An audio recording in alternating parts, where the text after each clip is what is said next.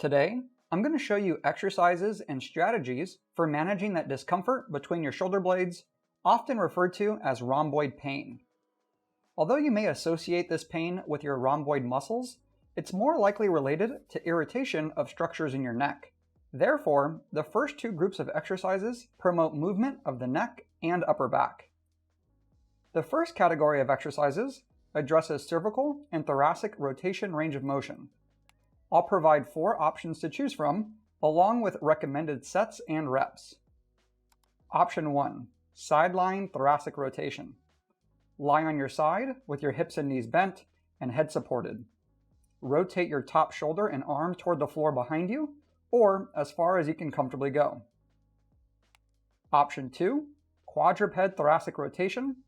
Sit back on your heels with your knees apart and hands out in front of you. Place one hand behind your head, rotate up toward the ceiling as far as you can comfortably go, and then rotate back the other direction. Option 3, half kneeling thoracic rotation. Set up in half kneeling against a wall with your arms out in front of you.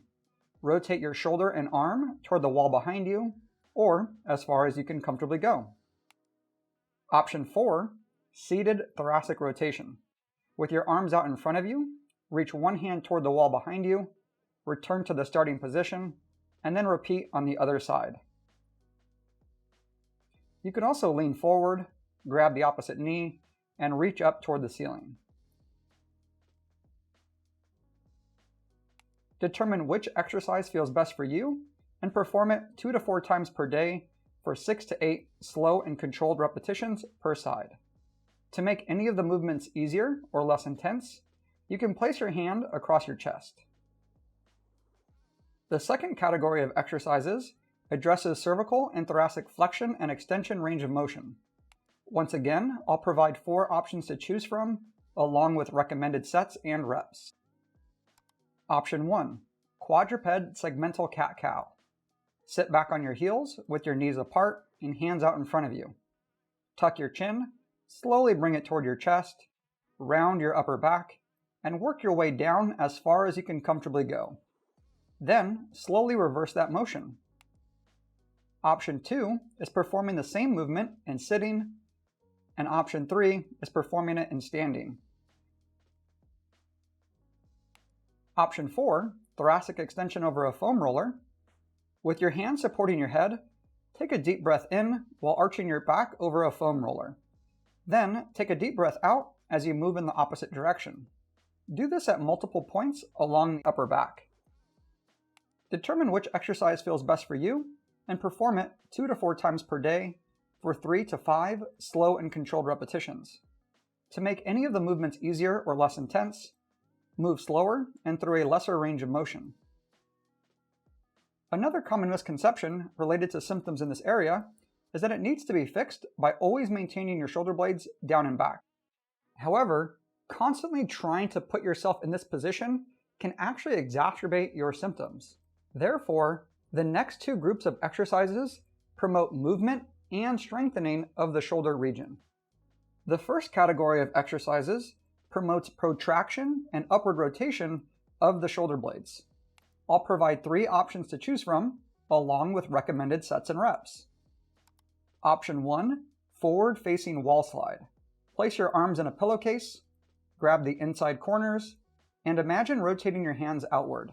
Then, squeeze your glutes, take a deep breath, and press the back of your forearms into the wall as you slide them up toward the ceiling. Take a deep breath in, return to the starting position, and repeat. Option 2, dolphin pose. Set up in a plank, squeeze your glutes, take a deep breath out, and press the floor away from you as you bring your hips toward the ceiling. Take a breath in, return to the starting position, and repeat. Option 3, resisted scaption. While standing on a band, raise your arms toward the ceiling to at least 120 degrees with your thumbs pointing up. Slowly return to the starting position and repeat. You can also do this sitting, one arm at a time, and/or with weights. Determine which exercise feels best for you and perform 2 to 3 sets of 6 to 8 slow and controlled repetitions every other day. The second category of exercises promotes scapular retraction through various ranges of motion. Once again, I'll provide 3 options to choose from, along with recommended sets and reps. Option 1, wall slide. Sit flat against a wall with your elbows and hands touching the wall. Try to maintain contact with the back of your hands as you slide up toward the ceiling as far as you can comfortably go before returning to the starting position. You can also do this standing. Option 2, prone angel. Lie on your stomach with your hands down by your side. Slightly lift your head off the ground as you tuck your chin, reach your hands overhead, and return to the starting position. Option 3, banded angel. Anchor a band to a sturdy object in front of you. Start with your hands down by your side, palms facing forward, reach overhead, and return to the starting position. You can also do this sitting. Determine which exercise feels best for you and perform 2 to 3 sets of 6 to 8 slow and controlled repetitions every other day.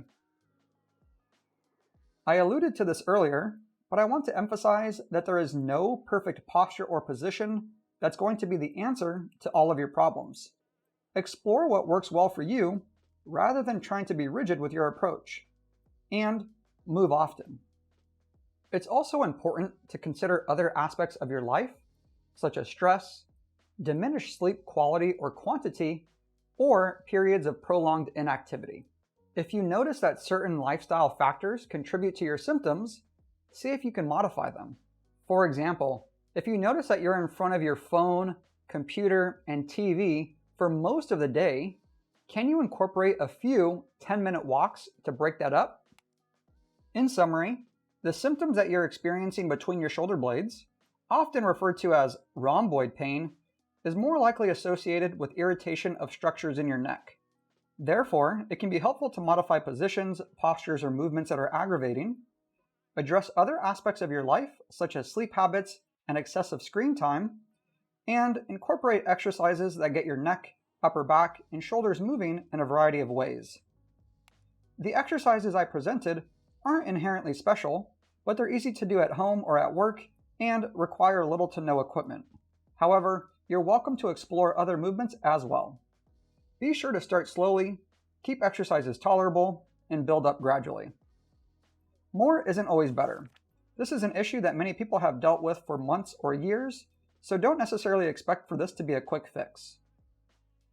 Lastly, I understand that other issues can contribute to symptoms in this area. As always, consult with your medical doctor to present your concerns. Thank you so much for watching.